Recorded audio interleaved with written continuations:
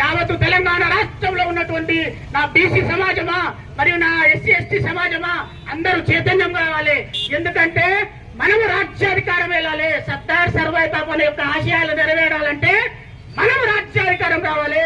మనకు రాజ్యాధికారం వచ్చినప్పుడు, మనము ఎమ్మెల్యేలు అయినప్పుడు, మనము మినిస్టర్లు అయినప్పుడు, మన వాళ్ళు కార్పొరేటర్లు అయినప్పుడు మన పిల్లలకి ఏం కావాలి, మన సమాజానికి ఏం కావాలి, మనం ఎట్లా రిజర్వేషన్లు ఇచ్చుకోవాలి, మన బరువు బలైన వర్గాలకు ఏ విధంగా సాయం చేయాలనేది మన సామాజిక వర్గానికి తెలుస్తుంది. కానీ ఇప్పుడున్నటువంటి అగ్రకుల పాలకులు ఇలా మన అణచివేత, భయంకరమైన అణచివేత ఉంది.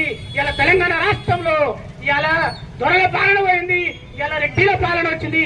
రెడ్డిల పాలనలో కూడా ఇలా భయంకరమైన అణచివేత. ఇలా ఎమ్మెల్యేలు వాళ్ళే ఉంటారు, ఎంపీలు వాళ్ళే ఉంటారు.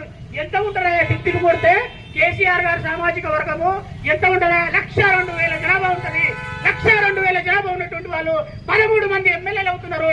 మరి తెలంగాణ రాష్ట్రంలో రెడ్డి సామాజిక వర్గం ఎంత ఉంటుందా? 80 లక్షల జనాభా ఉంటుంది.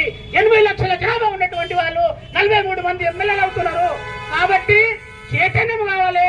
మనము సుమారుగా లేదనగా తెలంగాణ రాష్ట్రంలో బీసీల జనాభా 2.5 కోట్ల జనాభా ఉంటది. మనము చైతన్యం కావాలి. మనము 72 మంది ఎమ్మెల్యేలు అవుతాము. కాబట్టి ఆ దిశగా ప్రతి ఒక్కరూ ముందుకెళ్లాలని కోరుతూ మన సర్దార్ సర్వాయి పాపన ఆశయాలను 2029 లో బీసీల రాజ్యాధికారం వచ్చినప్పుడే మనకు సమన్వయం జరుగుతుంది. ఇలా విద్యా వ్యవస్థలో చాలా అన్యాయం జరుగుతుంది మన బడుగు బలైన వర్గాల వాళ్ళకు. మరి అదే విధంగా రెవెన్యూ వ్యవస్థలో అదే జరుగుతుంది. ఇలా నేను ప్రశ్నిస్తున్నా ఒకటి, మన గౌరవ ముఖ్యమంత్రి రేవంత్ రెడ్డి గారిని, నువ్వు ముఖ్యమంత్రి పదవికి అనర్హుడు అనిపిస్తున్నది. ఎందుకంటున్నానంటే ఇప్పుడు 3 శాఖలు నీ దగ్గర పెట్టుకుని ఇలా చాలా మంది ఎమ్మెల్యేలు కూడా ఉన్నారు, వాళ్ళకు కూడా ఇవ్వచ్చు కదా. ఇలా విద్యాశాఖ నీ దగ్గరనే, మున్సిపల్ శాఖ నీ దగ్గరనే, హోంశాఖ నీ దగ్గరనే. ఇలా అభివృద్ధి అనేది శూన్యం కనపడుతుంది. ఇలా హైదరాబాద్ డెవలప్మెంట్ కూడా ఆగిపోవడం జరుగుతుంది. ఇలా మున్సిపల్ శాఖ మంత్రి లేకపోవడం వల్ల ఇలా అభివృద్ధి అనేది కుంటుపడుతుంది. ఎక్కడ పడితే అక్కడ డ్రైనేజ్ ఉంటుంది, ఎక్కడ పడితే అక్కడ ట్రాఫిక్ ఉంటుంది. కాబట్టి నేను కోరుతున్నా నా ఎస్సీ ఎస్టీ బీసీ సమాజమా, మనము మేల్కొనాలి. 2029 లో మన బీసీల రాజ్యాధికారం రావాలి. మన డాక్టర్ బిఆర్ అంబేద్కర్ చెప్పినట్టు మన ఓటును నమ్ముకోకూడదు.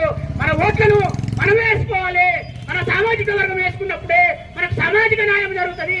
ఎందుకు నేను చెప్తున్నా అంటే 375 సంవత్సరాల కిందనే సర్దార్ సర్వాయి పాపన్న గౌడ్ సామాజిక న్యాయాన్ని పాటించడం జరిగింది. అది మనం దృష్టిలో